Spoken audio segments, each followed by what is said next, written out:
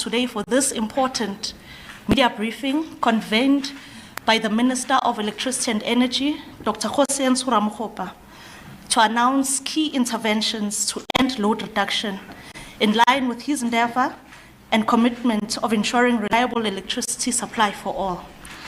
My name is Zakane Kambane from the Ministry of Electricity and Energy, and joining the Minister today, to his left, is Ms. Agnes Mlambo. She is the acting General Manager, or rather Group Executive for Distribution at Eskom. And then to her left is Mr. Colin Reddy, who is the General Manager reporting under her.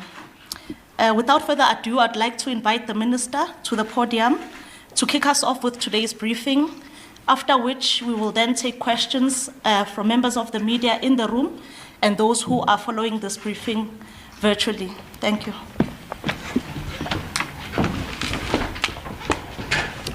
Thank you very much, Tsakani, and good day to everyone. Just to once more thank the members of the media for having taken time to transmit this information to the multitudes across the length and breadth of the country, and also to thank Agnes and the team for the wonderful work that they are doing to ensure that we are able to achieve our plan of eliminating load reduction. So I want to start here. I did make the point previously that we are going to ensure that we address the multiple manifestations of the energy deficit, the electricity deficit in the country. The preeminent one was on the aggregate side, when we failed to aggregate generation, could not meet the aggregate demand, resulting in bouts of load shedding. And as we have reported previously, is that we have turned the corner. We are not about to turn the corner, we have turned the corner on the resolution of load shedding. And I said to the country that I'll be the first one to stand before the nation and state boldly that we have ended load shedding. And that before that time comes, I want to say that we are doing everything possible to eliminate it. So you can see that we are achieving exceptional results at the height of load shedding in 2023 early, around February, March. We had the energy availability factor, that is the performance of the generation fleet, was sitting at about 48%. And now as I speak to you, we are consistently above 70%. And I'm confident that we'll continue to push that number up, and hence you see that the lights remain on. The second challenge that is confronting us is the one on the cost of electricity. I've stood here before the country and gave you the assurance that we're working on the resolution on the cost of electricity. From 2007 to 2024, last year, electricity has increased by 937%, compared to an inflation over the same period that has increased by about 155%. So you can see that it's eroding the disposable income of many households. It's not just affecting the poor, of course, it's affecting the poor disproportionately, but the middle class, even the high income earners, are finding it exceptionally difficult to afford the cost of electricity. And of course, it manifests itself in the South African economy, making our goods not competitive on the market. So we are doing everything to resolve that. I give you this assurance that we're going to resolve that. I'll come back to you. And then the third manifestation of the electricity deficit was in relation to load reduction. I did explain previously that load reduction is a downstream isolated infrastructure deficits that relates to both the reticulation and the distribution infrastructure, resulting in a localized community not having access to electricity during peak periods. Those peak periods in the morning and in the afternoon. And I'd made the point that it is immaterial to these communities. Whether you call it load reduction or you call it load shedding, what is common is that there are periods in the day where they don't have electricity. But also what is more worrying about load reduction, it's got an appearance of discrimination on an income basis. So essentially you will see when I map the prevalence of load reduction in the country, the density or the concentration of load reduction is in poor areas. And it gives an impression that we are penalizing the poor, those who can afford, and of course those who are affluent, the rich, who have a voice, are let scot-free. And it's something that we are soiling our message in relation to the efforts we are making to ensure that we are able to provide electricity to everyone on a continuous, uninterrupted basis, 24/7, 365 days a year. So now today I'm announcing we are ending load reduction. So I repeat, we are ending load reduction. The period we have set ourselves is anything between 12 to 18 months, but it can be exceptionally shorter than that. And I'll explain to you why that 18 months period, because it's a function of how we get to be received by communities. And I'll tell you how we're going to address that situation. So I want to say to the country, we will end load reduction if there's a absolute cooperation by communities. We'll end it in the next 12 months. And in areas where we experience resistance, we'll invest time and effort to engage with everyone. And in that instance, then we might push it further by another 6 months. But I want to say to the country that we are going to end load reduction in the next 12 months. Once we get that cooperation, there are parts of the country where we are confident we'll get that cooperation. There are parts of the country where we know it's going to be difficult. And I'll share with you what the features of the areas of difficulty, or if you like, intransigence. But I thought I must say the following, just to situate the conversation. There's 1.69 million customers. So I'm talking about customers.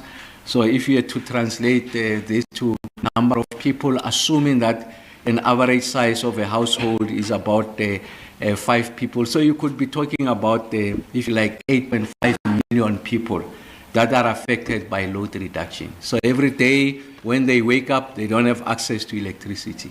When they come back from work in the evening, there's about 3 to 4 hours where they don't have access to electricity. It's a major disruption to their lived experiences.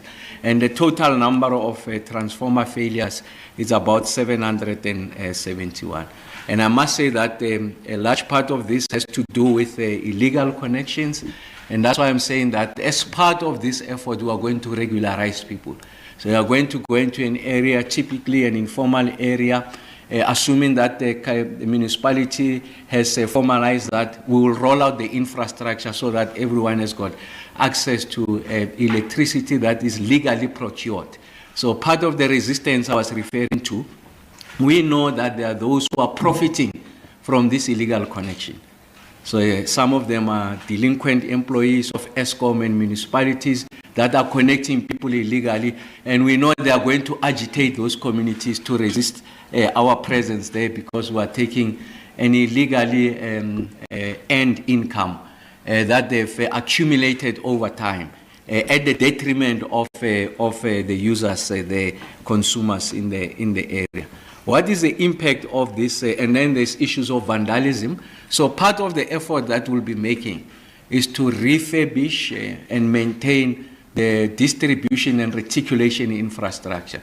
So we're going to roll it out ourselves to ensure that we're able to address this situation. And we know that once you resolve the issues of illegal connections and ensure that those who can afford to pay will be able to pay, and those that are indigent, that qualify for free basic electricity, do get that electricity, we are going to ensure that the ESCOM is able to recoup its income, and municipalities are able to recoup their income. And maybe the qualification I need to make, the 1.69 million customers are the ones on the ESCOM database. I'm working with municipalities to determine what are those that are subjected to load reduction that are supplied to by municipalities. And that number will come, and then I'll update the presentation here. But the timeline still remains the same. The aggressive nature of the rollout will still remain the same. So we know that this has got both the social, economic, and financial and safety risks. Safety risk is that when there are illegal connections, you have wires that are exposed. We know of instances where kids have been electrocuted as a result of wires that are being exposed when people connect illegally. It's got social manifestations in that kids preparing for exams, they want to write homeworks, they come back home, there is no electricity.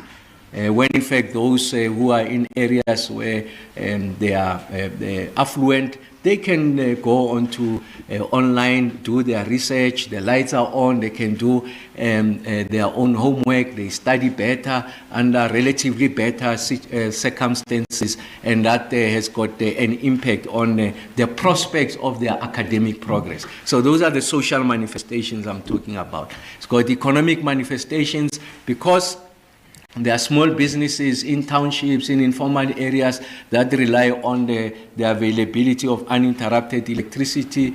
When in the morning they want to prepare magwenya, as an example, as a business, the lights are off. And then also in the evening, the lights are off. So it just constrains the ability of township businesses to thrive, this issue of load reduction. So we want to end it once and for all.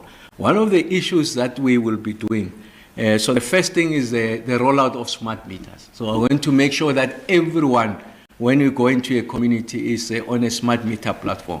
One of the biggest criticisms I get, and these are valid criticisms, when I go into a community, they tell me that, Minister Ramokgopa, I pay for my electricity, I've not illegally connected, I'm consuming that which is allocated to me, and yet I'm subjected to a load reduction. And I know it is the neighbors or an adjacent settlement that is connecting illegally. Why is it that you are also punishing me? So with the rollout of smart meters, what that allows us to do is that if there are those who continue to be delinquent, by delinquency in this instance, I mean those that have the means, can afford, and they choose not to pay, we are able to isolate that customer alone and not make the rest of the customers who are connected to the same transformer collateral damage. So it gives us a technical agility for us to be able to roll out, to be able to isolate those who choose not to pay. The second thing about the smart meters is the following, is that there's about 2.1 million customers on the ESCOM side that qualified for free basic electricity. But of these 2.1 million customers, only 485,000 are getting this free basic electricity. And yet, National Treasury is given to allocating this to municipality, to ESCOM, to be able to ensure that the poor get free access to free basic electricity. Once we have rolled out smart meters, what that allows us to do, we'll be able to front load that allocation for free basic electricity for a household that qualifies to get that free basic electricity. So we're taking the money to the people, to the customer, where it belongs. That's what we are going to do. For that to succeed, we need municipalities to work with us to generate a robust and credible indigent register. So there's a framework against which we are able to evaluate someone's eligibility for free basic services. That's not done by ESCOM, it is done at the municipal level. So we need to work with municipalities, and in some instances, municipalities don't have that capability. It's something that we are going to build over time. But for us to end load reduction, you don't necessarily have to have the indigent register in place. You need the indigent register to be in place for us to be able to extend the free basic service going to those that they are affected by this. And as a result of this rollout, we'll be able to achieve universal access. So when we say load shedding is behind us, we mean that there should not be load reduction, and we're not going to discriminate anyone. And then one of the things that we're doing as a department is to review the free basic electricity framework. Of course, as we know now, the law says we have committed policy 50 kilowatt hour per month. We have done our own studies, and those studies are born out of evidence. Eskom is the biggest utility, and of course municipalities 45%, they account for 45% of reticulation. We know that an average low-income household consume about 200 kilowatt hour of electricity per month. So if we talk about 100% subsidization of the poor, it means that 50 kilowatt hour should be at 200. But for you to shift it at 200, money must come from somewhere. So we're going to change this framework without necessarily relying on the fiscal envelope. So we don't want to go to Minister Godongwana to help us with additional money, to have an additional 150 kilowatt hour given to the poor. We think that there are technology advances that can help us to do that. The microgrids, both solar PV and battery, or a combination of that can help us to bring down this cost of electricity, and therefore by definition will be able to give more to those who qualify. We'll come back with regards to the revision of that and how we are going to finance it. But the point I'm making is that we know that an average low-income household consume far more than the 50 kilowatt hour they consume now, about 200 kilowatt hour, because really society has evolved. You'll find even in low-income households, they've got cell phones, they are going to charge these cell phones, it consumes electricity. When we conceived of this 50 kilowatt hour, this policy, you never had the penetration of cell phones as we have them today. Low-income households, in some instances, like here in Gauteng, very progressive policies, they have gadgets that they can take home to study. They need to connect those, and that's why you see the levels of consumption have gone up. Even a low-income household have got a TV installed. When these things were conceived, you never had these things in place as a result of some degree of social and economic progression. And that's why that revision is important, and that's why we have to answer the question how it will be financed. And we think that we will not tamper with the resource envelope. Our view is that we will not go for more money because the state can afford it. The answer is in new technologies. And then the other point I want to make is that when I have conversations with, sometimes I do media interviews and the like, and of course other voices in the space, they say, no, this load reduction comes about because Eskom is not truthful. It's having problems with regards to generation, and therefore they are penalizing the poor so that they can bring down demand. I thought that I must just share with you that, if you look at a demand on a day like this, about peak demand will be about 26,000 megawatts. We are generating substantially more than that. And as a result of load reduction, the amount of unsaved energy is 529 megawatts.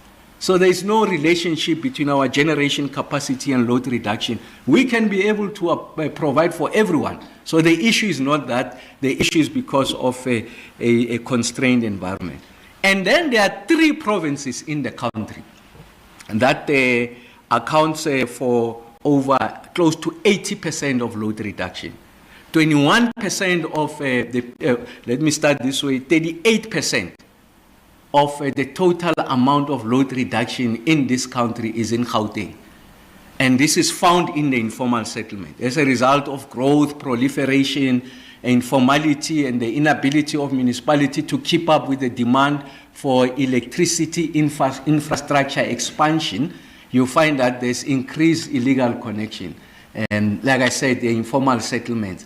And then what do Eskom and the municipalities do? To protect that infrastructure, they initiate the load reduction. So if you like, the center of gravity of this load reduction is in Gauteng, then followed by Limpopo. So we've seen that there are villages after village in Limpopo where there's load reduction. And I'll show you the numbers, where these towns are, where these municipalities are, and then we've gone down to the level of a ward. And I'll tell you when are we going to start, when do we expect to end. Of course, I do qualify that, is that going into that space is a function of how you are received by communities. We know, for an example, that highly likely, when we go to the more rural areas, the level of cohesion and discipline is relatively higher than the township. What do I mean by that? The entry point in the rural villages, we go through the chiefs. And then there's an orderly way in which we engage with communities. When you come to the more urban, peri-urban settlements, informality, you've got voices that are profiting out of illegal connection. And they are the ones who are likely going to stop us from engaging communities so that we are able to roll out this infrastructure. So we're expecting the greatest resistance in the more urban areas and a relatively free access in the more rural areas. And I want to emphasize to communities, when you come into your community, we have communicated with you through the Ward Council. We are coming on this day, we are going to map out the infrastructure rollout. When are we starting? When are we ending? So that we have electricity. If there's resistance after a multiple engagement, we retreat from that area, we go to the next suburb. And then you'll join the queue from the back. So that's the point that we'll be registering to communities. Of course, when we engage, is a dynamic nature of engagement. Areas of disagreements, will resolve them in a respectful manner, engaging manner, and then where we are received, and there are communities that are calling ESCOM and the minister to say we are ready, we'll go into that space and address that. We will not place that requirement of pay so much before we come in. There was a 500 rands requirements. We'll just go into an area and we address load reduction once and for all. And we hope that communities will receive us. The next province that is most affected is Mpumalanga. When I engage with the mayors there, I can see the level of proliferation of load reduction. And then the last one of the four is KZN. It's sitting at 18% of the total load reduction is located in KZN. And the rest really are in the context of the totality of load reduction is not that significant, the remainder of the provinces. So our ambition is that those provinces outside Gauteng, Limpopo, Mpumalanga, and KZN, we are confident that in the next 8 to 12 months would have eliminated load reduction, because in both absolute number and percentage wise, they are not as main. So we are going to attack those. I'm talking the Free State, the Northwest, Eastern Cape, Western Cape, and Northern Cape. We are confident we'll address those because they account for less than 2% individually. So that's the point that we are making. And then we make the point that there's a three-pronged approach to the elimination of this. So I said the more pessimistic time period is 18 months, and we can do it much, much less. And our computation is that we can be able to do that in 12 months, eliminate load reduction once and for all, and give dignity to our people, including those who are in villages, far-flung areas, and those who are in informal settlement. I've made the point that we are addressing the issue of free basic electricity, what that quantum is, how it will look like. And then the second thing is to ensure that there has to be the rollout of smart meters. So what we have, one of the conditions to help us to accelerate this process is for us to be able to work with the domestic industry, those who are in the business of manufacturing of smart meters. For them to make these smart meters, of course, meeting our own standards. There are checks and balances, technical checks and balances that ESCOM will do. They already have about 600,000 with them. Now, as I speak to you, we'll start with those and then canvas industry to get more. So we think what this exercise will also do is to increase capacity utilization of the smart meter manufacturers in the country. And then the other thing that we're doing is a deployment of distributed electricity infrastructure. We will be taking you to Musina, where we went into a village that was never connected to electricity. That village now, as I speak to you, when we take you there, you'll get your own testimonials. You don't have to ask me. We have gone into that area, installed solar and battery for purposes of storage. We're electrifying everyone. And we go further, and for public spaces, they get free Wi-Fi, and then we also have an ambition of ensuring that everyone has got access to Wi-Fi. What that will do is a pilot phase. We think that we can peg electricity at a particular level. I will not share with you what that level is. We already have a number, so we'll use that site to justify, because science is important. What is this threshold below which we can afford to provide this? And I can tell you now, it's substantially less than what they are currently paying. And it is that model. You remember earlier on when I say we are going to revise the free basic electricity. When we do the hybrid of solar and wind, we think we can provide electricity far, far much cheaper than is currently the case. We are confident about that. And we are just going to show where in relation to the two villages in Musina, and we will invite you to come and see it. So the rollout of distribution infrastructure, reticulated or localized generation, a distributed generation is a more opposite technical language. It's going to help us to connect people faster, and by faster I mean the following. Now, for us to connect a far remote village in Ramokgopa, we must build a transmission infrastructure. It is costly and it takes time, because in some instances, for you to put up the pylons, you go through a privately owned property. The farmer will insist that you are going to pay me this much. We think that we must pay you substantially less. We enter into discussions. There's an impasse. Then you go through process of expropriation. By that time, you find each other is 3 years later. But with distributed generation, we don't have to connect to the grid. We're going to generate closer to where the load is, where the source is. And in that way, we're able to do it faster. That's the point that we are making on this slide. What is this thing in numbers? Remember, I told you I'm going to pick on Gauteng. In Gauteng, there's 632,158 customers that are being load reduced. And of course, the feeders that support this 632,000 plus is about 604. And our projection is that by March of next year, we should have done 145. Like I said, it's a conservative number. If we get to be received by communities, we can do it faster. The nice thing about Gauteng is the density, is that everyone is located almost in one area in their numbers.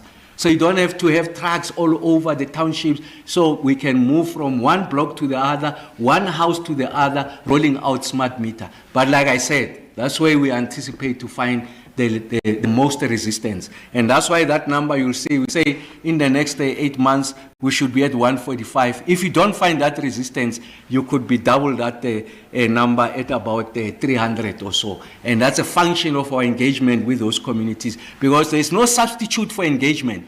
Because communities have got their own agency, we need to engage with them. And our passage access to these communities is through the ward councillors. I've made the point, for an example, about Limpopo, 349. 127 of these 349,370 are affected, 78 feeders. And then we do make the point that in March of 26 next year, we'd have halved this number. I'm confident with Limpopo that this is a conservative number. We can do substantially more than that. So that's why we do that for each and every province. And that's why we are showing. So the point I'm making is that there is science. We are very granular as engineers to know the number of customers, to know the number of meters by definition, and the resource requirements for us to be able to roll out this infrastructure. Remember, once we are able to capture this and roll out these smart meters, we are able to bring down the amount of debt. And I'm sure one of the logical questions to ask, how are you going to finance it? We'll find it from the ESCOM balance sheet, dedicate the resources there. But there's also a cost of not doing this. The cost of not doing this, that money that is owed to ESCOM collectively by municipalities and customers is over 100 billion, is going to grow. And I did share with you that it's growing by about 2 billion rands per month. So it's in our interest to stem the leakage, and that's what we have set for ourselves. So I do make the point. The first phase, we want to resolve about 291 feeders in all of those the provinces, and we are going to bring down these numbers. We are confident that the first phase, which will end by March 26, the other 5 provinces outside Gauteng, Limpopo, KZN, and Mpumalanga would have resolved the issues of load reduction. So we're confident we'd have done it, or significantly far. And then depending on the level of resistance, we should have eliminated the load reduction across the length and breadth of the country by March 2027. But our view is that we are confident we can do it much, much earlier. Like I said, it's a function of a community cooperation, and of course we'll invest a lot of resources in that engagement. So we map March 2026, and then that's the first phase from today to March 2026, and then the second phase is from March 2026 to September 2026, the third phase September 2026 to March 2027. Like I said, those numbers, those timelines can come back and allow us an opportunity to ensure that everyone is able to benefit from the democratic dividends of having access to electricity. I'm going to give you two typical examples of the levels of granularity. I've chosen KZN as a first example. So we know that in the municipality of Nongoma, in Ward number 7 and Ward number 8, accounting for 1,293 prepaid users, these users are subjected to load reduction. So we have gone to the level of the ward of how, and then we know the number of customers. And we say we are going to start now in October 2025. By March 2026, we have finished the Nongoma Ward number 7 and 8 a load reduction there. And you can see that there's municipalities that are highly affected, Mbonambi and Msinga. They are the most highly affected by both the number of wards and also the number of customers. So now we know the science of going into an area that if we were to isolate Mbonambi and Msinga, and it's where you're starting, people are going to see the biggest difference. So if you were to go in the evenings and the mornings in those wards in Msinga and Mbonambi local municipalities, you'll see it's dark. They've got a different relationship to electricity than the rest of the country. So once we move in our numbers, we're going to leave the place lit and would have addressed the situation. The other example I am giving you is Limpopo. Remember, we're doing this for each and every province, and then we go to a municipality, and then we go to a ward, and then we go to the number of customers, and then we tell you when are we going to start. Limpopo, let me give you an example. Go to Tzaneen.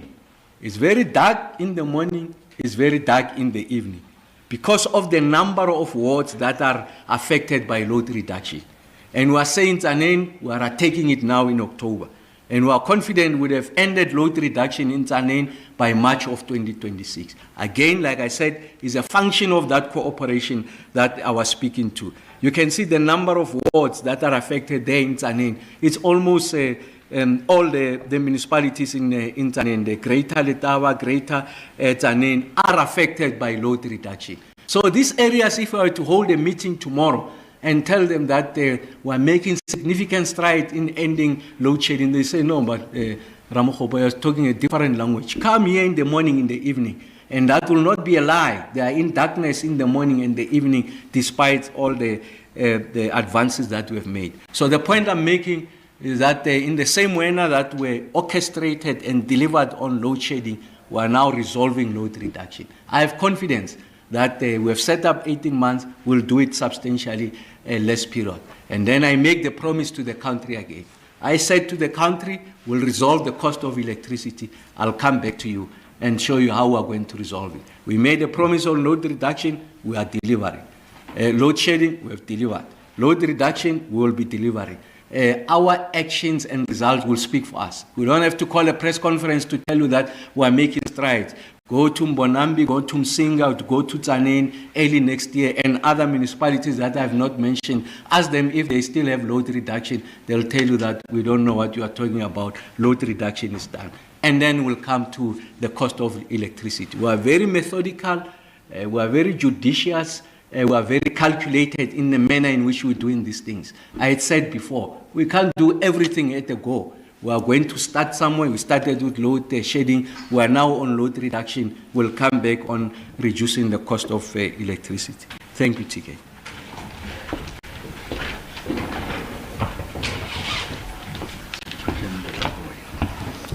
Thank you very much, Minister, for these interventions and this media briefing. Colleagues, the Minister and his panel are keen and are prepared. They've got all the time to answer your questions for your clarity and further depth as we rely on yourselves, the Fourth Estate, to convey these key messages to communities, the public and society at large. So with a show of hands, colleagues, we'll start with questions in the room. And then if Vanessa and Batabile can also just be prepared to take us through the online questions. So there's Antoinette, okay, you go second. Any other questions in the room? Okay, there's the third question from newsroom. We'll start with you, Antoinette. Good afternoon, Antoinette Slavert. I'm a freelance journalist. I just want to check what is the estimated total cost of the project, and then what will Eskom be paying per meter? And also, will you use the transversal contract of National Treasury or not? And if not, why not? Thank you. Good afternoon, it's Diabo Seto from SABC News. Just two questions from me. The issue of the indigent electricity that's being applied for, Minister mentions that there's currently around 485,000 households, I understand, versus 2 million that has been targeted. What has been the trend, or what would you say is the reason that people are not applying for what they can or should be qualifying for? Given the state of the economy, we would appreciate that more households have more people not working and therefore maybe qualify for being indigent. And secondly, what happens if the household is already highly indebted? They have a debt already there. Are you going to write off the debt and proceed to put them on the indigent program? Or how exactly are you going to manage the fact that they had already consumed electricity and now are applying for indigent services? Thank you.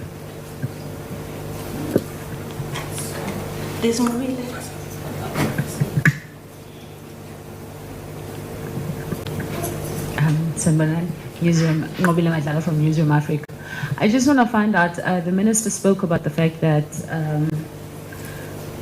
when you're rolling out these smart meters, you're not going to do what you did previously where people have to sort of pay the debt, if I'm understanding correctly. You just want to start by rolling out the infrastructure. I want to know what happens to those that may be currently paying or those that are approached or told that they need to pay. Thanks. Are those all the questions in the room? Batabile, Vanessa, the online questions. We have 5 questions from Terence Krima, representing Engineering News. First question, what other infrastructure is needed to end load reduction? What will this cost and how will it be funded? Second question, will a pilot site be selected for an initial rollout? What will it be broad-based implementation from day one? Third question, what is the specific community engagement strategy and who will lead it? Fourth question, what about dealing with illegal connection in areas not currently subjected to load reduction? And last question from Terence, what is your timeline for finalizing the new FBE framework? And will you have public consultation to assess different options, even options that might not involve FBE, such as direct grants? Are those all the questions? Yes. Okay, we'll get responses. Okay, you can come to the podium.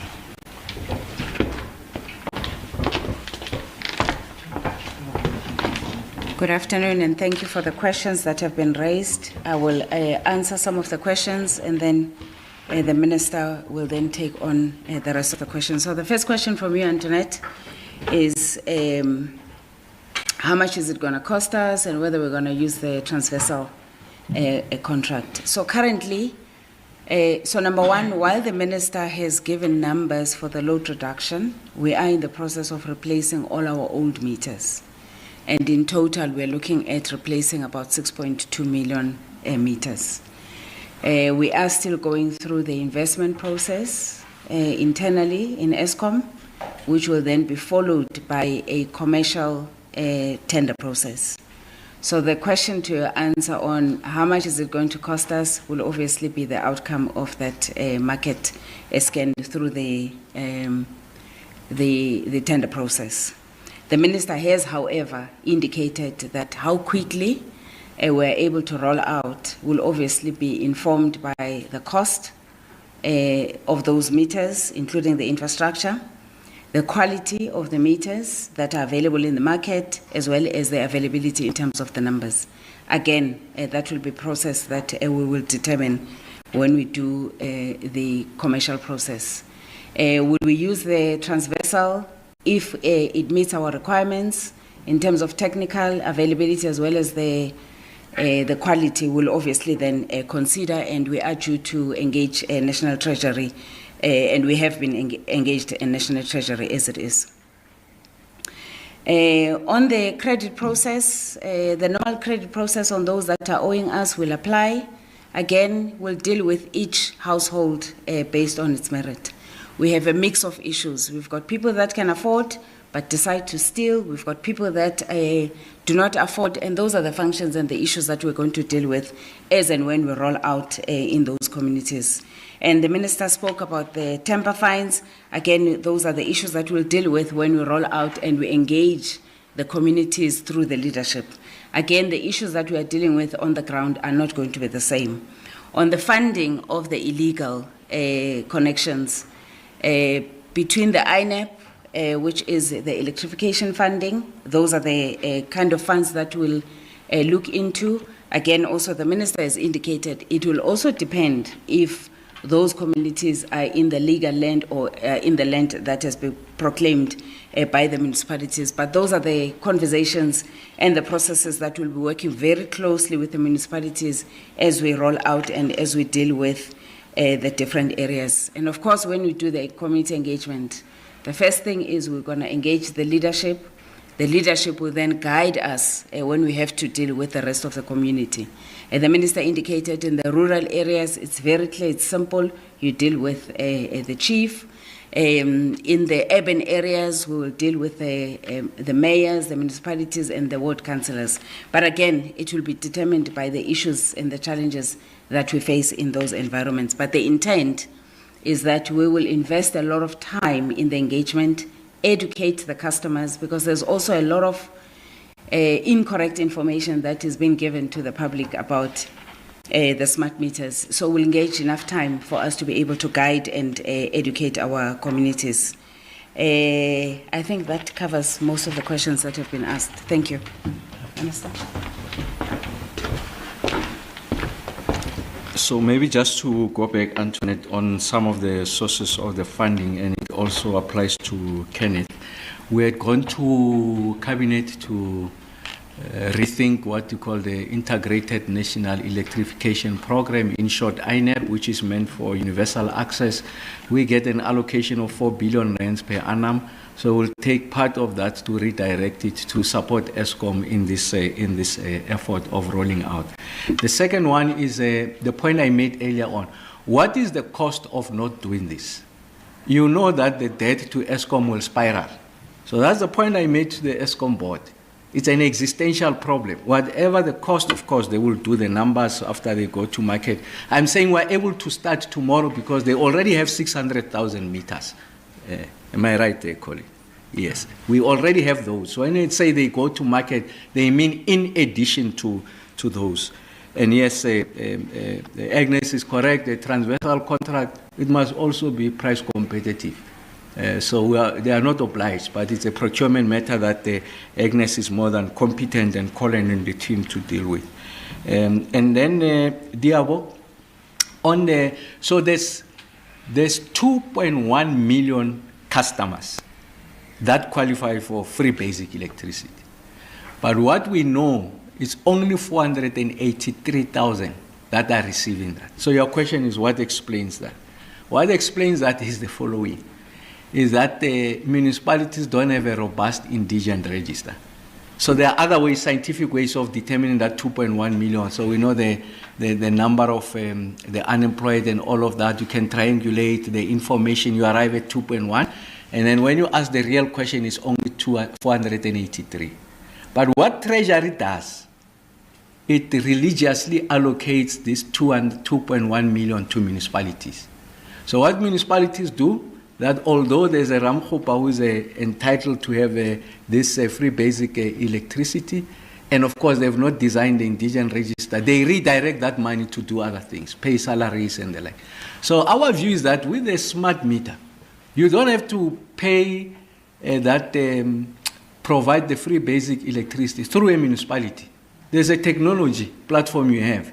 At the beginning of the month, you just preload the smart meter. It's got a unique number, you preload it. And then that's how we're going to close that gap, Diabo, I think, going forward. And then I was talking about the temper meters, the temper fines. When you go to a community, ESCOM will say, I think 70% of the customers affected by load reduction, they must commit to paying 500 per month for the next 12 months, or a once of 6,000. As she says, it's a function of when we go. There are areas where they've already met that requirement. They are waiting for ESCOM to come in. And then there are areas where you can see, I mean, the poverty is palpable. And that's where you can then exercise those exemptions. So I was talking about the issues around the temper fines. And on the issues of illegal connections, I'm not sure if I made the point earlier on. It's important that the municipalities must have regularized that informal settlement. What do I mean by that? So we know that the informal settlements that have illegally occupied, privately owned land.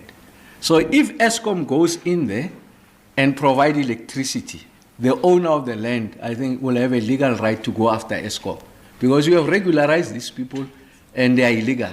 So that's working with municipalities, that will be very key, because we want the assurance that this has been formalized through a municipal process and then we are not exposed.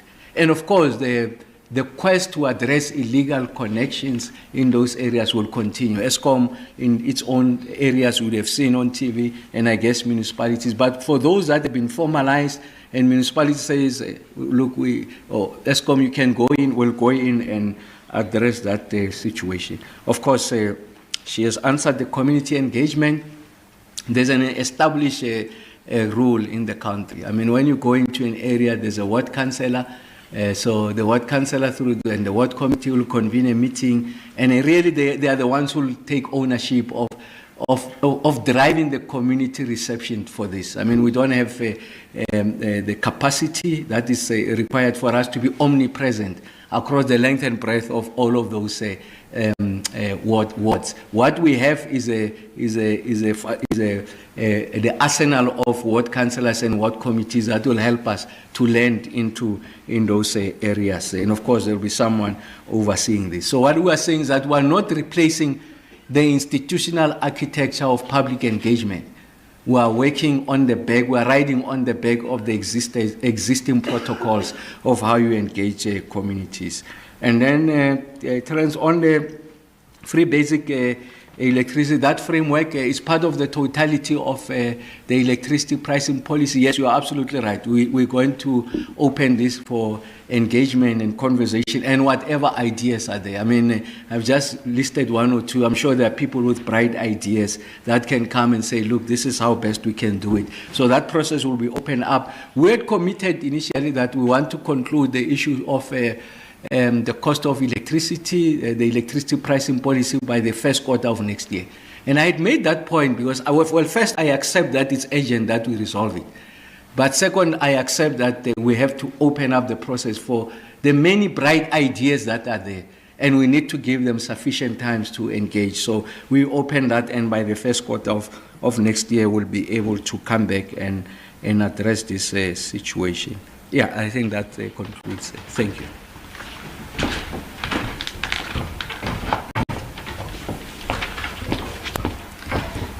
Thank you, Minister and Ms. Mlambo, for the responses. Colleagues, are there any further questions?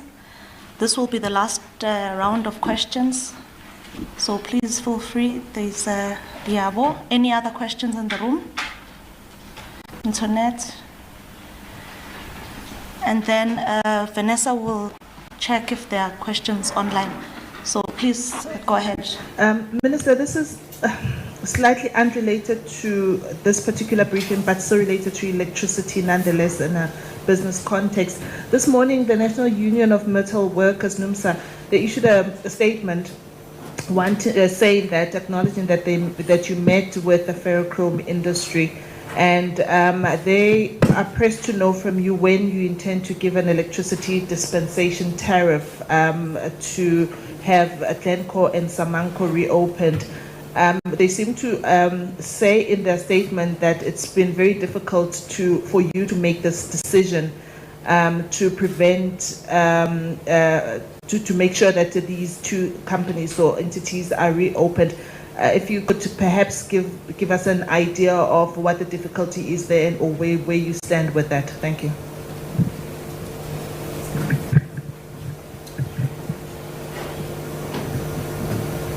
Thank you. In addition to my colleague's question, NUMSA actually accused you, Minister, of delaying unnecessarily with the assistance to the smelters. They say Cabinet took a decision months ago and you are only acting on it now. If you could just give us a response to that. And then to come back to this program, please help me whether my interpretation is correct. It seems to me as if there are no real new policies at Eskom regarding tampering fines and fees for these new meters, and it seems as if this is really just putting together in a concerted effort different elements that have been in place. Do I interpret that correctly? Thank you. Thanks, Antoinette. Vanessa? Carol Payton at News 24 has 5 questions. What is the anticipated cost of replacing feeders in Eskom areas? What is the cost of the smart meters for Eskom areas? Does everyone get a smart meter or only load reduction areas? Please clarify, will Eskom foot the bill for all the feeder and the smart meters? In non-Eskom areas, will municipalities do the above? Last question from Carol Payton at News 24. Is it possible to say how much one smart meter costs at the moment? Questions from Menzing Novo at Ikwekwezi FM in KZN. Can the minister say to municipalities that what can the minister say to municipalities that are using load reduction as a means of saving money to pay electricity debt and other debts that have occurred all along the years? Will this have an issue? We have this issue in some KZN municipalities. Secondly, why is it when we buy a 100 Rand electricity coupon, we get 30 Rand of electricity? We have a follow-up from Terence Creamer. 2 questions from Terence Creamer at Engineering News. Is there any other infrastructure needed to end load reduction beyond smart meters? The last question, will a pilot site be selected for an initial rollout? That's all we have online. Thank you for all the questions. I think, as it were, in our previous round, we'll start with Ms. Mlambo. Thanks.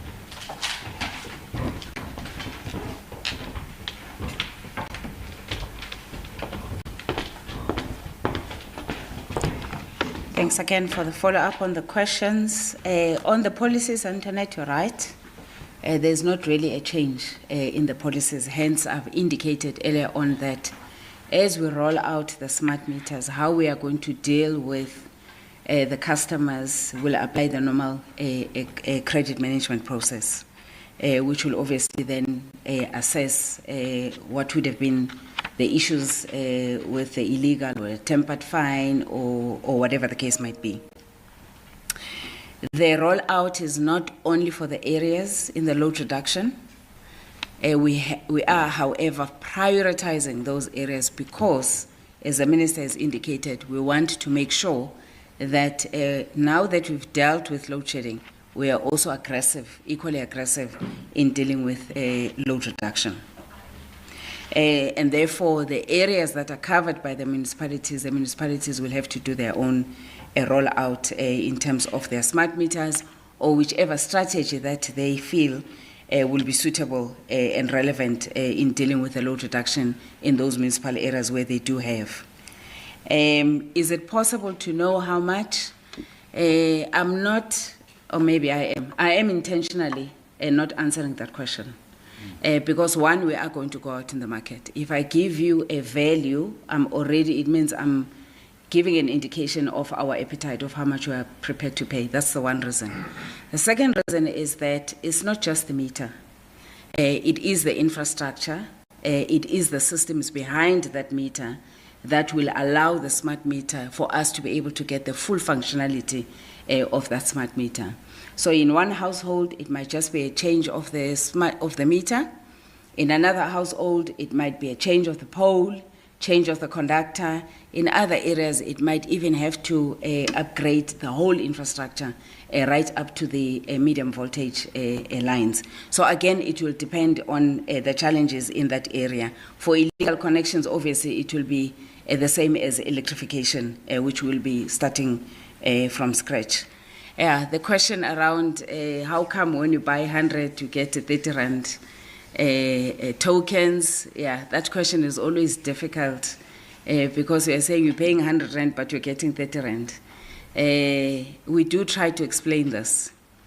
Because the price of electricity year on year, it does increase. If you are paying 100 rand this year, you will not get the same number of tokens as you would get if you pay the same 100 rand the following year. So it is about the issue of the tokens. And on average, the price of electricity is about 2.10 rand. So if you are paying 100 rand, you should be able to get plus minus 50 kilowatt hour tokens. So it's not necessarily about the 100 rand and the 30 rand. I've covered the other issue of is there any other infrastructure?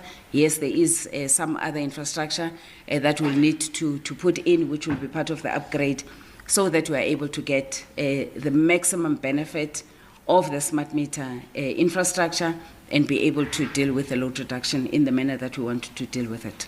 Thanks, Minister. Do you want to? You can come in.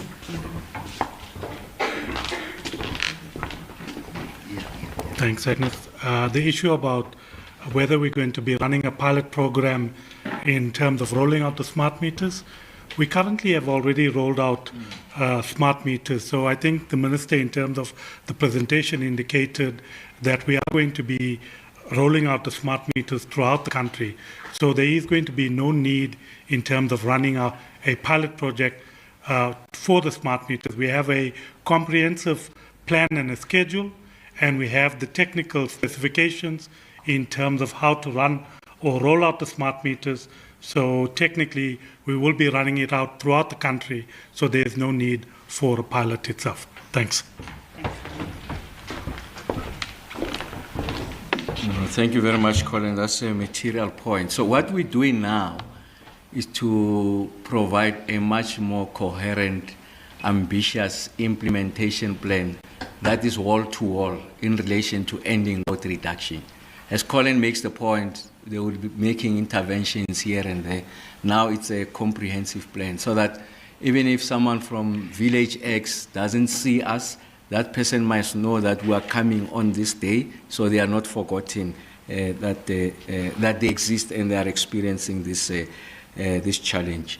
We are going to cabinet now on how we want to help municipalities in relation to the value chain of electricity provision in the various municipalities, what we call the distribution agency agreement. ESCOM has already approved that through its governance structures. I'm confident it will be approved. As part of the totality of those interventions, we do see that even in the municipal provided electricity provided areas, we are going to make this intervention. So we'll account for it, and then the proceeds that come from the revenues collected will go to extinguish what would have been the upfront capital cost that the ESCOM would have incurred as a result of stabilizing the grid and rolling out the smart meters. So we want to ensure that there's a uniformity across the length and breadth of the country. On the FBE, I'm not sure if I understood that one, that was online.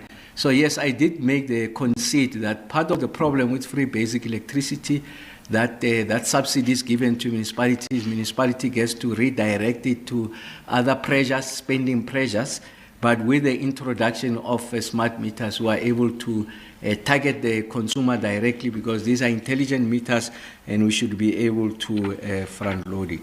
And maybe to Siabo's question, so maybe will occasion a much more focused presentation or press briefing on the ferrochrome, but let me share with you the following. When the smelting industry came to me and raised the issues of electricity, I engaged with all the unions in that space. So Solidarity, NUMSA, and NAM, I sat with them and said that, look, we have met with the industry and we appreciate that I think what they are placing before us places the economy in a very precarious situation. We need to make the intervention. And I said I'm going to Cabinet to seek that intervention, because that intervention is over and above the framework approved by NERSA on the negotiated pricing agreement. So it needed significant concessions outside the parameters of the NPA. I went to Cabinet.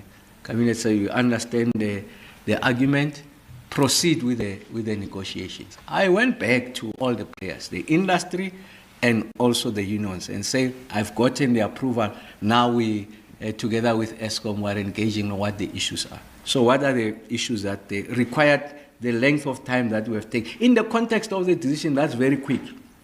First is, what is the total additional megawatts? Okay, one of the things we place before the smelters is, one, we protect the jobs now.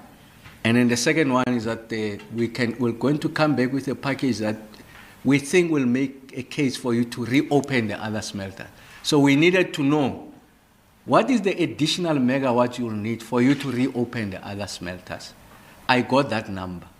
And then ourselves and ESCOM needed to have the assurance that the system is performing at such level that we are able to keep to that promise of supplying those smelters. Because it can't be a 1-year decision, 2-year decision.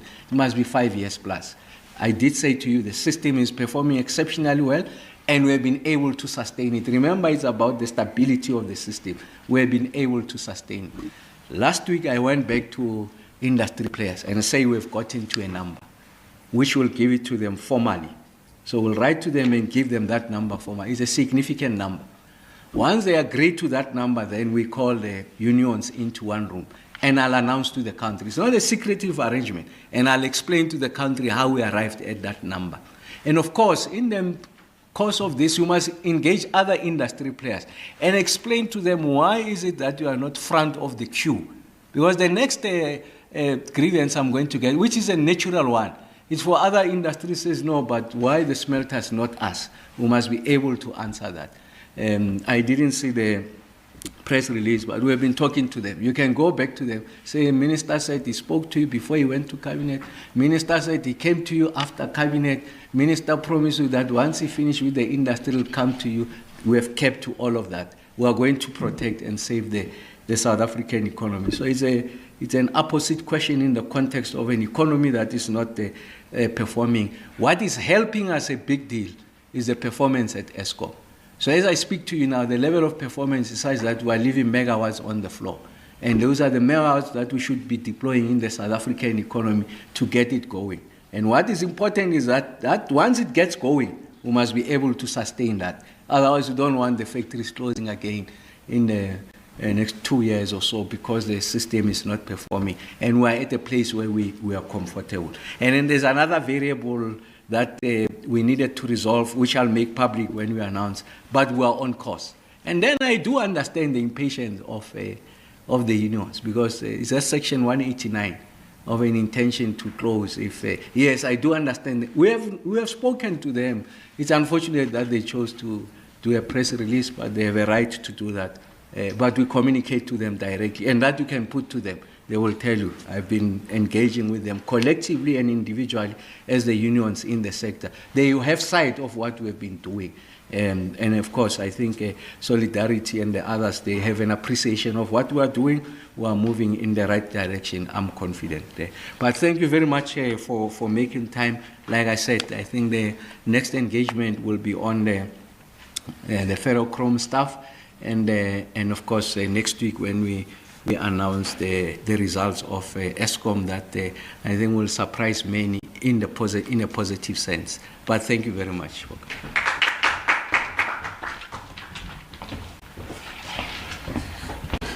Thank you very much, Minister, and your panel, Ms. Mlambo and Mr. Reddy.